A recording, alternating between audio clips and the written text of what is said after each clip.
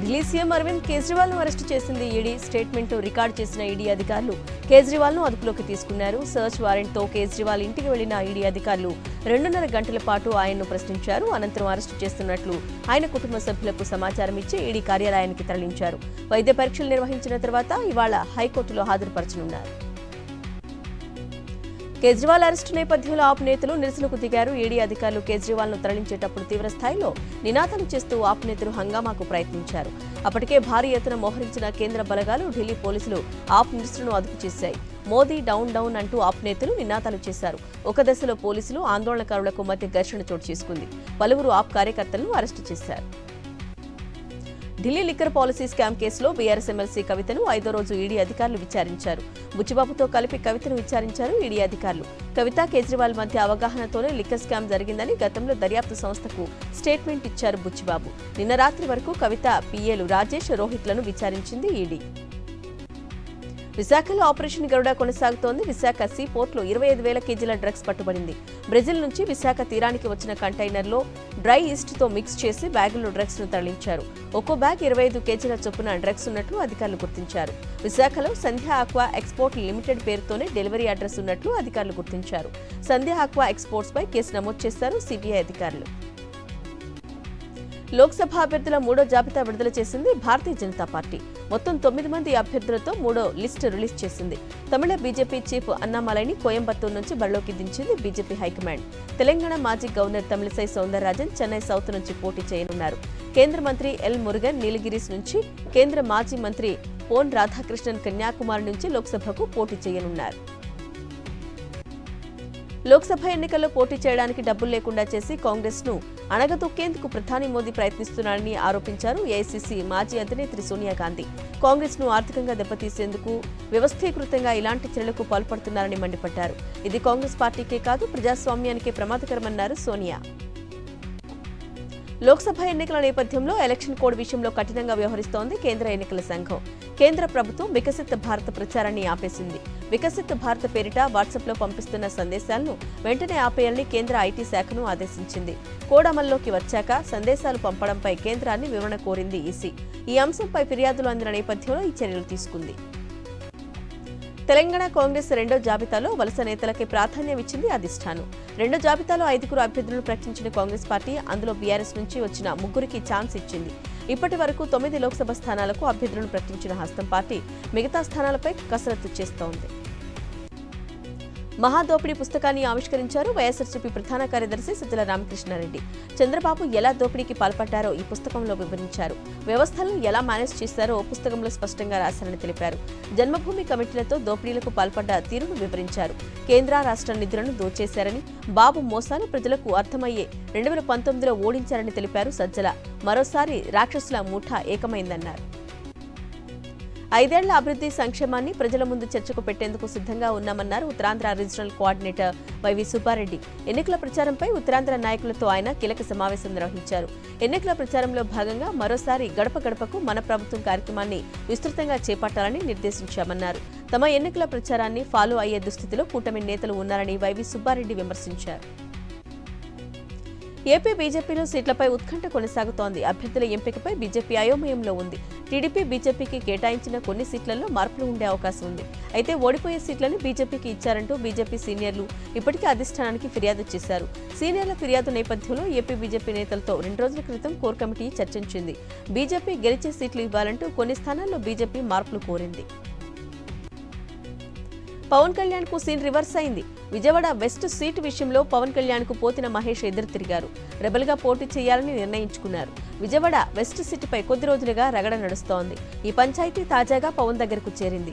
West seat జనసేనకు ఇవ్వాలని పవన్ ను కోరారు పోతిన మహేష్. అయితే టికెట్ ఇచ్చేది లేదని పవన్ స్పష్టం చేసినట్లు సమాచారం. దీంతో రెబల్ గా బరిలోకి దిగాలని పోతిన మహేష్ నిర్ణయించారు. పిఠాపురం ప్రజలకు భీమవరం గాజువాక వాసులు రాసిన బహిరంగ లేఖ ఇప్పుడు సోషల్ మీడియాలో హాట్ టాపిక్ అయింది. పవన్ ను పిఠాపురం ప్రజలు నమ్మొద్దంటూ వారు లేఖ రాశారు. పవన్ గత ఎన్నికల్లో భీమవరం గాజువాకలో పోటీ చేశారని, కానీ ఏనాడు పోటీ చేసిన నియోజకవర్గంలో నివాసం లేరని అన్నారు. నిలకడలేని పవన్ ను నమ్మితే మోసపోతారని పిఠాపురం ప్రజలకు గాజువాక, భీమవరం వాసులు లేఖ రాశారు. టీడీపీ, జనసేన, బీజేపీ కూటమి అటర్ ఫ్లాప్ అవుతుందని విమర్శించారు విజయవాడ తూర్పు వైఎస్ఆర్సీపీ అభ్యర్థి దేవినేని అవినాష్. ఆ పార్టీల మధ్య సమన్వయ లోపం సాక్షాత్తు దేశ ప్రధాని పాల్గొన్న సభలోనే బయటపడిందన్నారు. విజయవాడలో తమ ప్రభుత్వ హయాంలోనే అభివృద్ధి అంతా జరిగిందన్నారు. విజయవాడ తూర్పులో ఎన్నికల ప్రచారంలో పాల్గొన్నారు దేవినేని అవినాష్. వచ్చే ఎన్నికల్లో వైఎస్ఆర్సీపీ అభ్యర్థులు తప్పక విజయం సాధిస్తారని విజయనగరం వైఎస్ఆర్సీపీ ఎంపీ బెల్లాన చంద్రశేఖర్ అన్నారు. వంగర మండల కందిసలో ఎమ్మెల్యే అభ్యర్థి తలే రాజేష్తో కలిసి ఎన్నికల ప్రచారం నిర్వహించారు. వైఎస్ఆర్సీపీని అత్యధిక మెజారిటీతో గెలిపించాలని ఓటర్లను కోరారు. ప్రచారంలో పార్టీ శ్రేణులు, అభిమానులు పెద్ద సంఖ్యలో పాల్గొన్నారు. నెల్లూరు జిల్లా ఆత్మకూరులో ఆర్యవైశ్యులు ఆత్మీయ సమావేశం నిర్వహించారు. ఈ కార్యక్రమంలో ఎమ్మెల్యే మేకపాటి విక్రమరెడ్డి ముఖ్య అతిథిగా పాల్గొన్నారు. ఈ సమావేశంలో విక్రమరెడ్డి సమక్షంలో వందలాది మంది ఆర్యవైశ్యులు వైఎస్ఆర్సీపీలో చేరారు. వారందరికీ కండువా కప్పి పార్టీలోకి ఆహ్వానించారు విక్రమరెడ్డి. అందరూ కలిసికట్టుగా పనిచేసి వచ్చే ఎన్నికల్లో వైఎస్ఆర్సీపీని గెలిపించాలని పిలుపునిచ్చారు ఎమ్మెల్యే విక్రమరెడ్డి. పశ్చిమ గోదావరి జిల్లా ఆచంట వైఎస్ఆర్సీపీ ఎమ్మెల్యే అభ్యర్థి చెరుకువాడ శ్రీ రంగనాథరాజు పెనుమంట్ర మండలం ఓడూరు, నెలమూరులో ఎన్నికల ప్రచారం నిర్వహించారు. ఇంటింటికి తిరుగుతూ వైఎస్ఆర్సీపీకి ఓటు వేయాలని అభ్యర్థించారు. ప్రస్తుతం అందిస్తున్న సంక్షేమ పాలన కొనసాగాలంటే వైఎస్ఆర్సీపీని గెలిపించుకోవాలన్నారు ఎమ్మెల్యే శ్రీ రంగనాథరాజు. ప్రచారంలో పెద్ద సంఖ్యలో పార్టీ శ్రేణులు, అభిమానులు పాల్గొన్నారు. ఏపీలో వచ్చే జూన్ నెలాఖరు వరకు ఎక్కడా తాగునీటి సమస్య తలెత్తకుండా అవసరమైన చర్యలు తీసుకోవాలని ఆదేశాలు జారీ చేశారు ప్రభుత్వ ప్రధాన కార్యదర్శి డాక్టర్ కెఎస్ జవహర్ రెడ్డి. రాష్ట్రంలో తాగునీటి పరిస్థితులపై పంచాయతీరాజ్, గ్రామీణ రక్షిత మంచినీటి సరఫరా, మున్సిపల్ నీటి సరఫరా విభాగాల అధికారులతో సమీక్షించారు.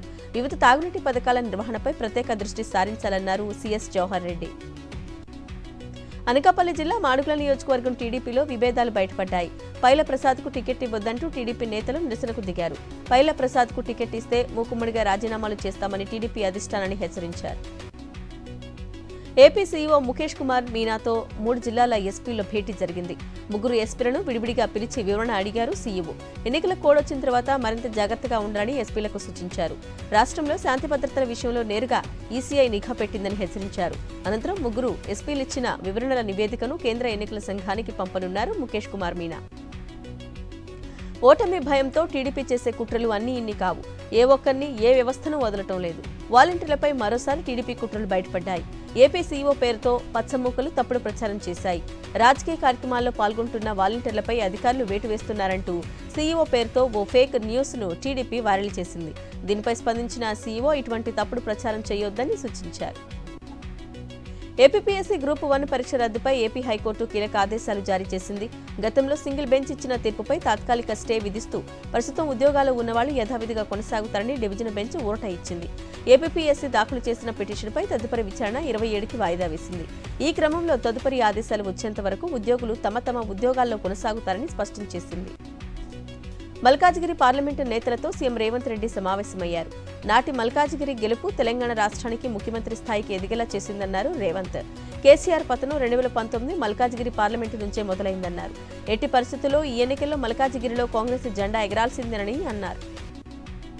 అన్ని శాఖల సమన్వయంతో ప్రశాంతంగా లోక్సభ ఎన్నికలు జరపాలన్నారు తెలంగాణ సీఎస్ శాంతికుమారి. సరిహద్దు రాష్ట్రాల్లో ప్రత్యేకంగా చెక్పోస్టులను ఏర్పాటు చేయాలన్నారు. అన్ని ప్రధాన శాఖల్లో ప్రత్యేకంగా కంట్రోల్ రూమ్లను ఏర్పాటు చేసేలా ఆదేశించారు. లోక్సభ ఎన్నికల నిర్వహణపై సమీక్ష చేసిన సీఎస్ పగడ్బందీగా ఎన్నికలు జరిగేలా చూడాలన్నారు.